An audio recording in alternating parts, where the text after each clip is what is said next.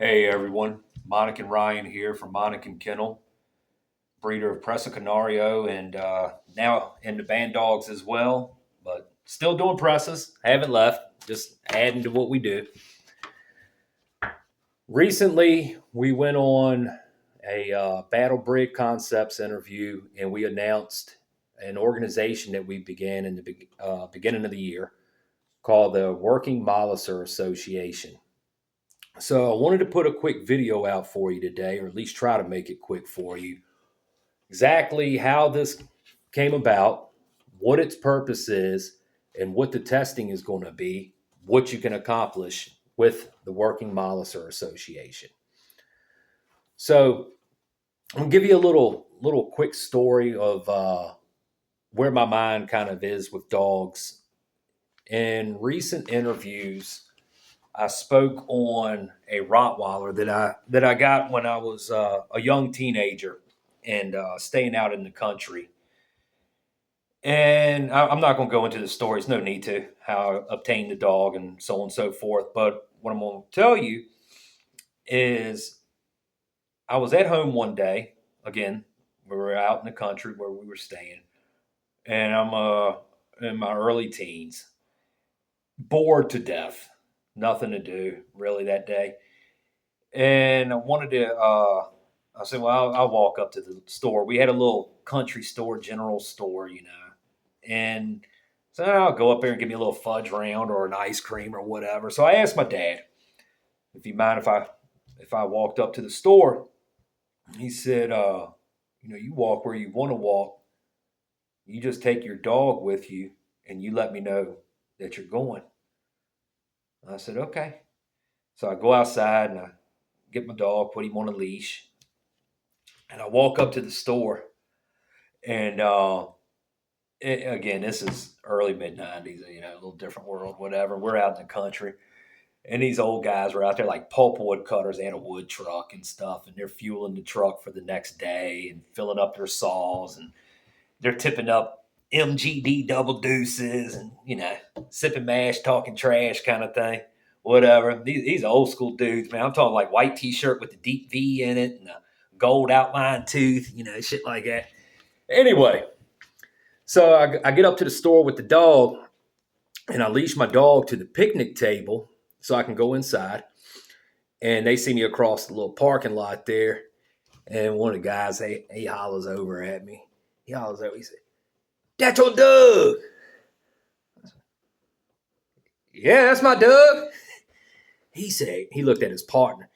"Great." He said, "That Doug killed somebody. Get loose. Ain't nobody gonna mess with that boy. That Doug killed somebody." And so I kind of quickly realized when my dad said, "You walk anywhere you want to, just take your dog with you." Until this day, people who know me on a personal level, they'll tell you it's very, very, very of the rarest occasions that you see me without a dog. Um, and it created also a mindset as well with me of kind of what a dog should be. In day to day life, uh, what its temperament should be, what it should accept, what it shouldn't accept, so on and so forth. Hopefully, you can kind of see where I'm going with that, so we can cut that a little shorter. And then my life, I mentioned uh, before that for about 15 years on and off, I did behavioral work with a lady, and we would take 6 to 12 dogs a week for behavior and training, etc. These are dogs that maybe they wanted obedience training. Most of it, though, was like behavioral work. The dog counter serve, strengths from the toilet. It snaps at kids that are under this height. You know, digging, whatever behavioral problems they have with the dog. We would take even dogs, some of your favorite rappers, actors, musicians, whoever, they would go on tour, going off shooting a movie. We would keep their dogs for however long they were gone.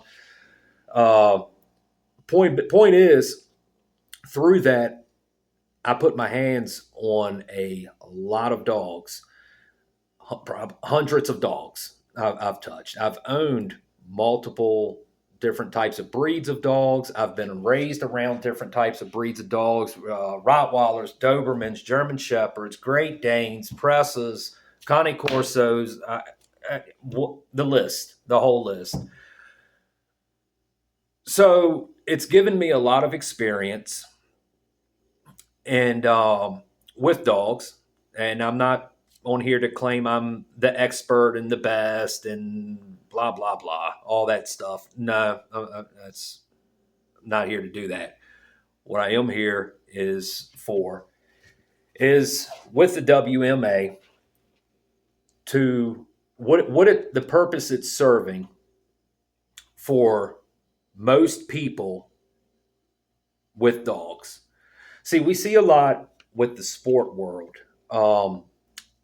And it is the sport world with dogs is something of a different caliber. It really is. And I'm very respectful to the sport world. The amount of investment with dog training, traveling, so on and so forth it's there. Um, my opinion on it though is, for one, is that a lot of those dogs are not practical for everyday people needing a good quality dog. A lot of those dogs, the drive is too high. Um, the amount of work that needs to go into those dogs, meaning the dog needs an outlet, pretty consistently, and it's a lot more of an outlet than the average person uh, can give. So I have found throughout the years one of the organizations that's had the most influence on me is the AVD with their testing, breed testing of dogs, and what they expect out of a dog, and so on. If the AVD is located in Germany, and if they were in the United States, then I probably would never create the WMA, the Working Molosser Association. I would have just fell under the AVD. But they're not in the United States. And I've taken it upon throughout the years watching people come and go in the press world and dogs in general, wanting to be breeders, uh, and not really holding a high regard toward their breeding. They're just breeding dogs. That I felt it was necessary to create WMA as a breeding registry for the dogs. So I'm gonna go over what some of the testing is, rules, etc. with you.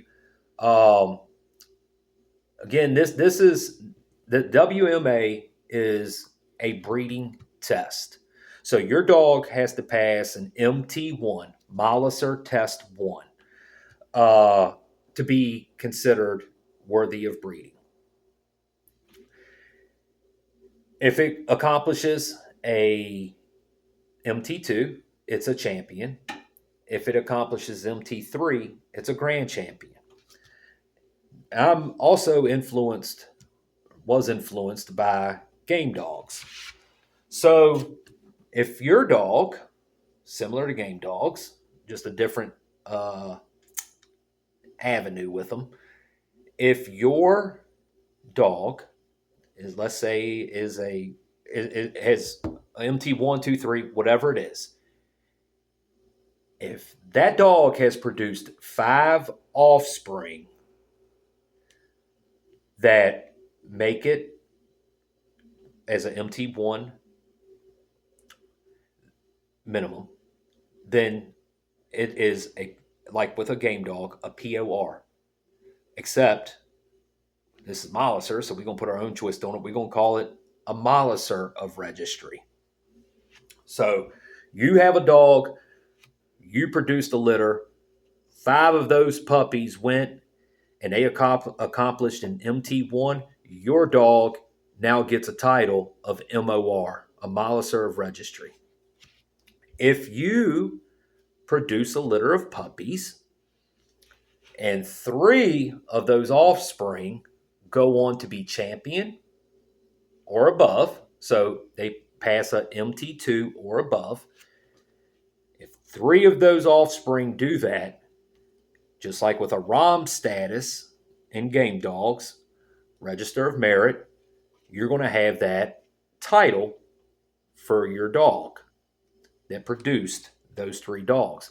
But again, it's Molosser, so we're going to call it a Molosser of Merit, an MOM status. I think that's going to give you help put some dogs in hands, people doing something with their dogs, elevate some of the breeding that's going to go on, take things a little more serious with the dogs. There's a lot that can be accomplished, and versus just producing dogs, taking pictures, and just trying to be famous like that. There's a lot that is untouched with the dogs, and a lot of leveling up that the community can do. So let's go over what some of this testing is. All right. To be approved for breeding by WMA standards, all dogs must pass a minimum of MT1. There's also a minimum. You have to do this with your dog. It's not an option. If you can pass everything on this testing, but if you will not embark your dog, and I'm not talking about just the breed embark of what's in your Heinz 57 dog.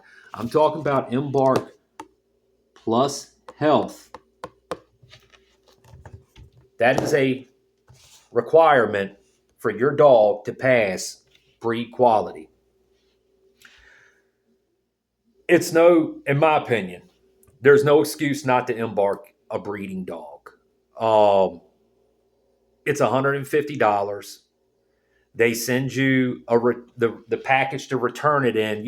You spend $150. You swab the inside of your dog's cheek. You put it in a little vial, put it in a provided envelope, send it back.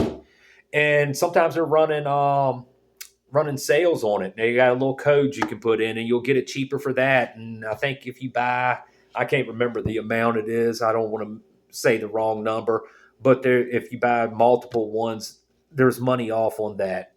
It's the cheapest thing you can do. The easiest way of going about not putting DM or whatever else, copper toxicosis or whatever else into your dogs that you're breeding. To me, there's no reason not to do it. There's no reason to lie that you did do it. It's $150, and it's the minimum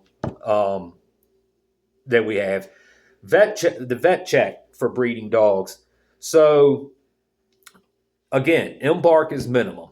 You want to go get your dog's eyes checked, heart checked, et cetera, whatever it is. You're obviously welcome to do that. I clap my hands for you. Currently, not a requirement. It's also currently not a requirement for OFA and PinHip.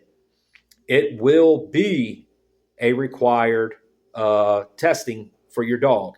At the moment, it's not a requirement, and a couple reasons why. But one of them is I don't want to pour a bunch on you all at once. So, you're already going to embark your dog. You're going to bring it out, test it, so on and so forth. I don't want to overwhelm you with it, with OFA and PinHip. At the moment, it will be in the future, though. It will be a requirement at a later date. Okay, so for male and female dogs, the minimum breeding age is 18 months old. The minimum age to compete is 6 months old. So I'm sorry if your dog's under 6 months old, you can't compete. You can bring your dog. We'll love to see it. And if we have some time on the side, we'll see what's up with it. But it can't be registered as an MT1 until it's 6 months old. Compete for that type of registration. You will be scored on a 1 through 5 grade scale, 5 being the best you can do. With an MT1, the highest score you can get is a 35. If your dog scores 26 or less, I'm sorry, your dog failed an MT1 and it's not going to get stamped as worthy of breeding. You come back, try again, whatnot. But if it gets 26 or less, it's failed the test. So let's go over a few tests. And I'm going to maybe skip one or two here because it's, don't want to take up all your time, but we're going to go over what serious stuff we got. Tarp test. So imagine a door frame, imagine a tarp hanging. The dog and handler must walk through the tarp.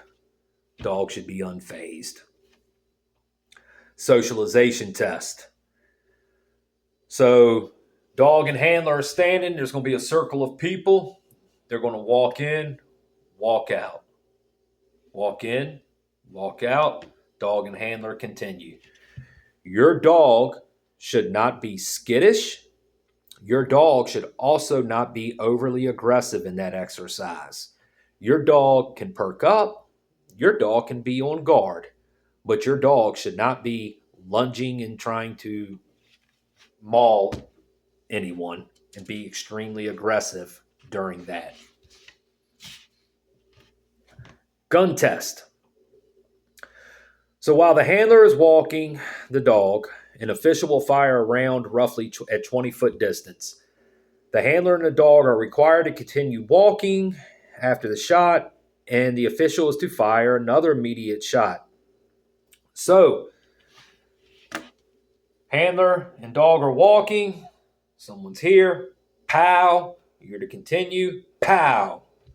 Your dog should be either unbothered or show forward aggression towards the shooter.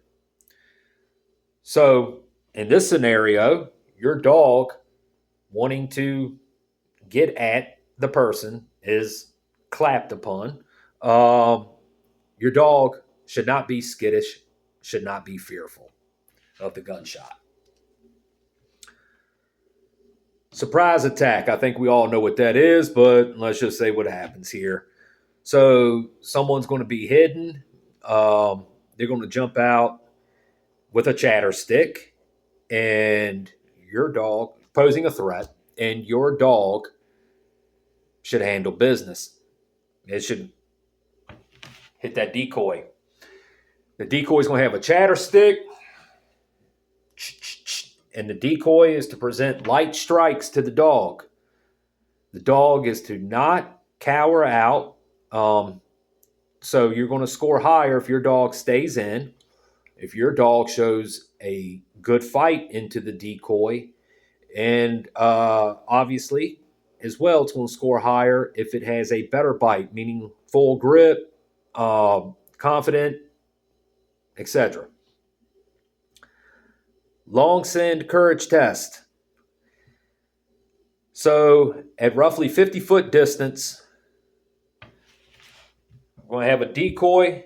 We're going to have the dog and handler have a decoy. So at 50-foot distance from the dog and handler, an official is to snap a whip. This is for MT1.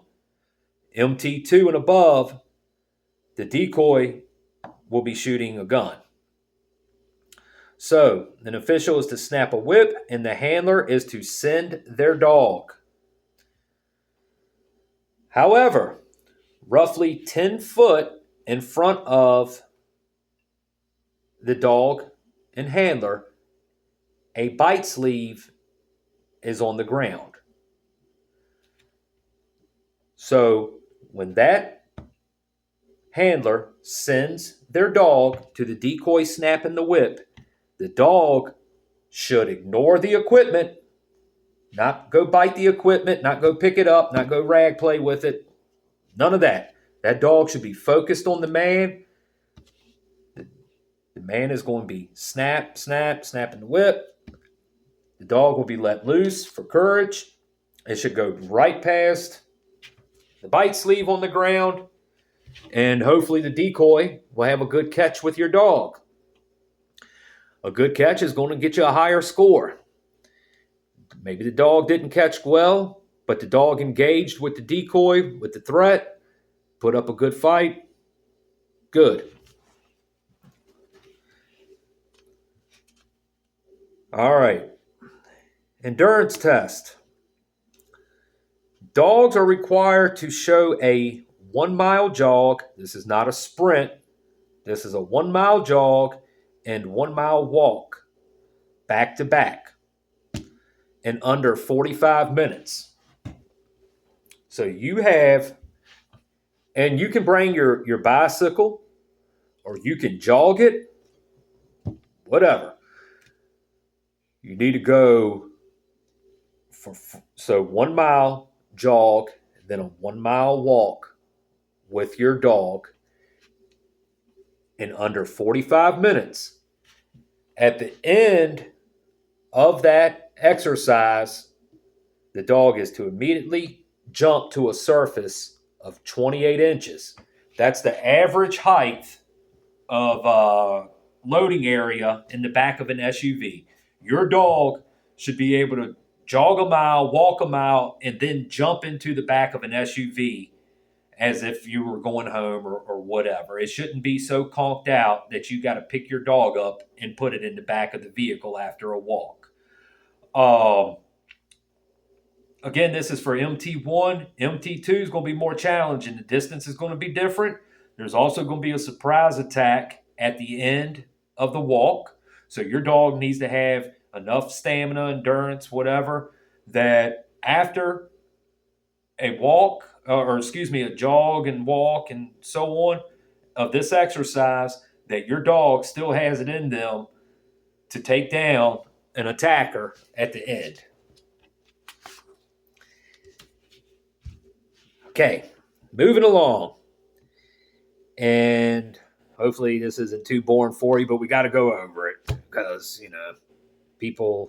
there'll be no excuse for people to write their own rules of when they come to the show. So, dogs must be physically sound and in good health. Minimum of 6 months to compete. Dogs exhibiting signs of illness, injury, or contagious disease may be excused by vet officials. Females in season, meaning if your female is in heat, do not bring your dog to compete. Maybe you're setting up a little breeding with somebody or something that's going to be at the event. Y'all figure out somewhere away from all these other dogs to go do it. Don't bring a dog in heat around all these other dogs to compete. Handler eligibility. Handlers must comply with all WMA rules and staff event instructions. Minors must be supervised by a parent or legal guardian. Don't bring your kid at 10 years old to run free around a working dog event. I've seen it. Don't do it. Your kids are welcome, but you need to supervise your children. Handlers are responsible for the conduct and control of their dogs at all times and accept all liability of their dogs.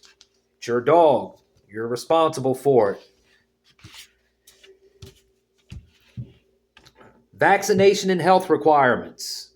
So if you bring your dog out, it may be you may be asked if you have a proof of vaccination, rabies, etc. The WMA holds the right to ask that. Okay, safety and conduct. Aggressive, reckless, abusive, or unsafe behavior will not be tolerated. All participants shall treat fellow competitors, judges, volunteers, and spectators with respect. Harassment, threats, discrimination, or disruptive conduct may result in immediate removal from the event without refund.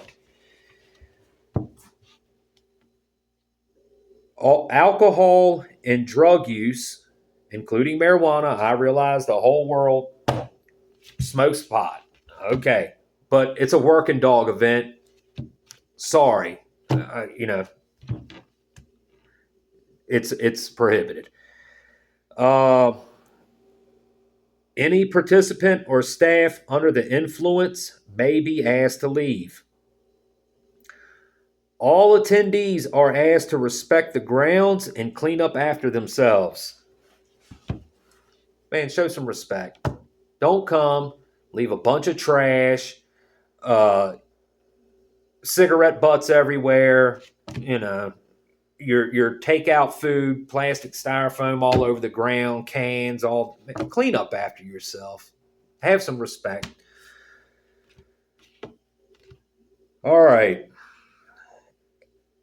Dogs must remain under control at all times. Dogs shall be leashed unless actively participating in a designated exercise or evaluation. Retractable leashes are prohibited. Don't bring your dog on a retractable leash to a dog event. Man, I don't know why they even make retractable leashes. That's another story. But please don't bring your dog on a retractable leash. Humane treatment of dogs. Abuse, neglect, or excessive correction of any dog is strictly prohibited. Training and trial equipment must be used responsibly. Event officials may disqualify any participant observed handling a dog in an inhumane manner. I, again, have handled hundreds of dogs. I have had some of the worst of worst dogs. I'm sure there's someone who's dealt with one worse than me, but I have dealt with some of the worst of worst dogs that there is. I understand what it takes sometimes to get a dog under control. However, a lot of times people take out their life problems on dogs, and that's not going to be tolerated. For events involving protection work, temperament testing, bite work, or working evaluations, only the dog handler, WMA approved decoys, helpers, and evaluators may participate in protection exercise. Understand, we don't need everybody and their cousin in the middle of the field, or our scenarios that we're running. Accidents can happen, recklessness, carelessness, and the more people in the middle of something, the more chance it is. That backs up to your kids being supervised. Your kids, when people are working dogs, do not need to be right there throwing footballs, kicking soccer balls at a working dog event in the middle of people working dogs that are biting people. Sorry, I've got to put it in the most straightforward terms it is because it doesn't get through people's head. I apologize. And I apologize taking your time up having to read this, but it has to be read because people can't understand. Dogs must demonstrate sufficient control before participating in advanced exercises. Judges and event officials may remove any dog that presents an unreasonable safety risk. I'm going to stop on that for just a second. I'm going to read that again to you. Dogs must demonstrate sufficient control before participating in advanced exercises. Judges and event officials may remove any dog that presents an unreasonable safety risk. Reason I want to stop on that, and I'm going to tell you, this is not a low-key diss to anyone or something like that. But I see a lot of people are presenting their dogs, that their claim to fame with their dogs is, my dog is a crash out. That's the term used now. We for this generation, my generation, it was a person that was going to crash and burn because they weren't going to go far in life. The neighborhood crash out, as the term is now, was the guy that you knew was going to crash and burn, that would do anything with no thought, no intelligence, nothing exists 5 minutes from now. It's just narrow, straightforward recklessness. I'm having a hard time understanding, and again, I'm not trying to throw mud, but I'm having a hard time understanding why the pride in a crash out.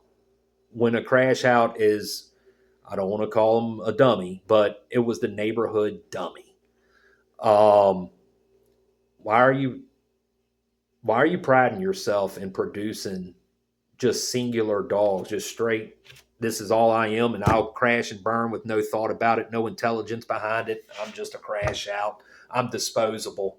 I don't get that.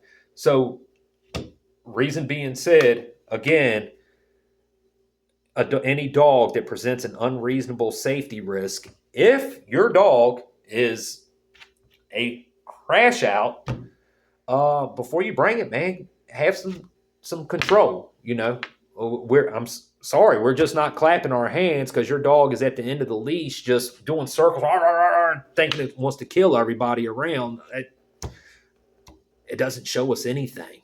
It doesn't show us anything. I'm sorry.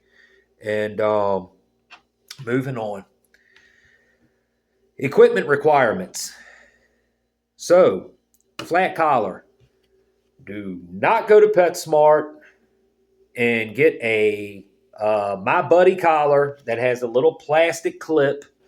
You like some little crap you picked up for your first puppy kind of thing where it's on that plastic clip. No way. Don't bring your dog on that collar. Bring your dog on a good buckle collar, like kind of how a belt buckle works. Bring your dog on a collar like that. We don't need, a piece of crap collar breaking and your dog getting loose. You can get great collars. Just as a reference, I've always had luck with Ray Allen collars, working collars. They've always worked great for me. Last a long time. Usually about $70 if you get one with the handle. I've recently started using grit and steel collars. They're another good collar. Put your dog on a good collar when you bring it out, man. Also, if your dog, for some exercises, in testing with a harness, bring your dog on a good harness. Remember, trinkets and medallions and all that horse shit don't make a harness good. That's just decoration. Ray Allen makes great harnesses. I get an agitation harness, agitation collar. Put your dog on something like that. I have Ray Allen agitation harnesses that I've had for a long time. They're still holding up good. Very low visible wear on them. It's a good thing to have. Approved training collars where permitted by event rules. So, meaning a prong or I hate using the term of a choke collar. In certain event scenarios, that's allowed. So, prohibited items include devices intended to cause injury, improvised restraint devices. So your piece of shit collar, little plastic collar broke and you want to duct tape it up, that's an improvised restraint device. It ain't going to work, brother. Any equipment deemed unsafe by event officials. So hopefully that's clear enough for you. Event grounds and facility rules. Participants are responsible for cleaning up after their dogs. Waste must be disposed of in a designated receptacle. Dogs must not left be unattended in vehicles or crates under unsafe conditions. That says, again, under unsafe conditions. If it's warm outside, okay, you've brought a couple dogs. You need to put up a dog. Understandable. So you put it in a crate in the car. It's warm outside. The car needs to be running. The air conditioner needs to be running. Use your head. Locking up a dog in a car with the windows up and no AC running, it's warm outside, well, that's an unsafe condition. Participants must respect venue property and follow all facility regulations. Judges and event officials have final authority regarding event administration and rule enforcement. Officials may excuse, disqualify, or remove participants whose conduct compromises safety or sportsmanship. Let's stop on that for a second. Officials may excuse, disqualify, or remove participants whose conduct compromises safety and sportsmanship. Listen, there's a lot of back and forth in the dog world. If you want your claim to fame to be coming into an event so that you can catch somebody there to show them you that dude, it's probably not going to work out the way you want it to work out. Don't come. Not everyone's going to get along. So if you know that you and someone else just, two different type of people, you don't really see eye to eye, you already know this. Let them go do their thing, you do yours. It's easy enough. If you want to come out to the show, to the event, think you're going to be the main character, yeah, I showed up. I showed them what I was, but he won't say, no, don't bother. If you can't come out in a person that you don't particularly care for, if you can't control yourself, just stay home, man. Just stay home. So again, let's go over liability and assumption of risk. Working dog activities involve inherent risk. Participants assume responsibility for injuries, damages, or losses resulting from their participation. Owners and handlers remain liable for the actions of their dogs. It's your dog. You're liable for it.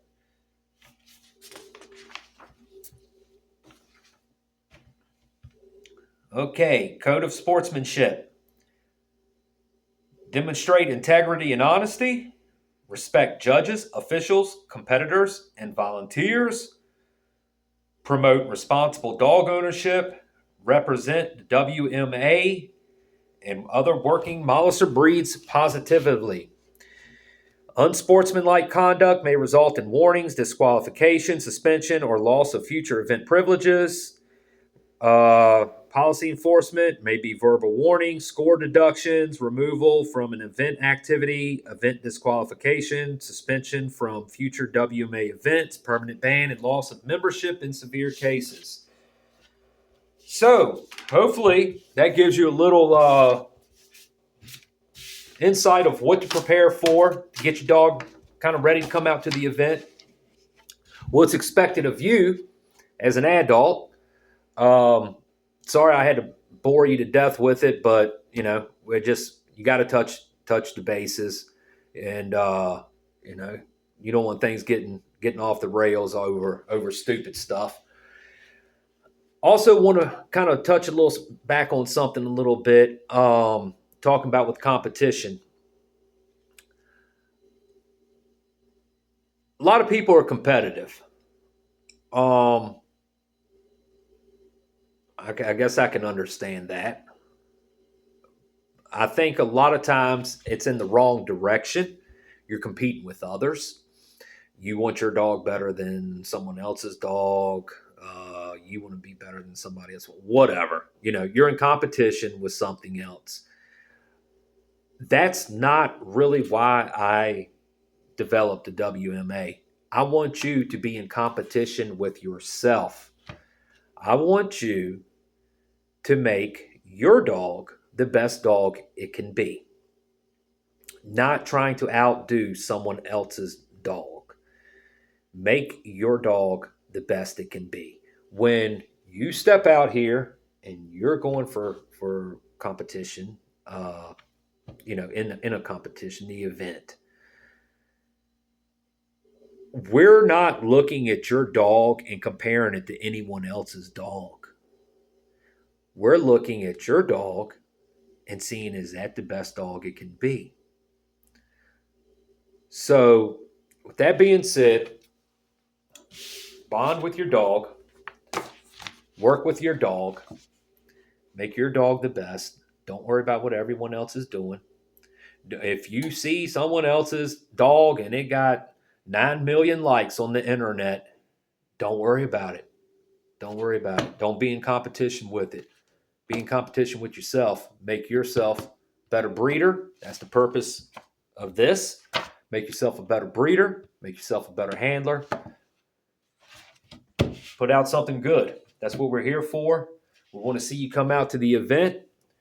Want to remind you as well how you can get a jump start on getting ready. Go ahead, get your dog embarked. When you come to the event, let's say your dog is embarked, you pass your MT1 or 2, whatever, right? Make sure that you've brought your dog's pedigree with you, any information you can, so we can get your paperwork done. Don't have to send it in the mail. You're not waiting on it. You can leave with it there.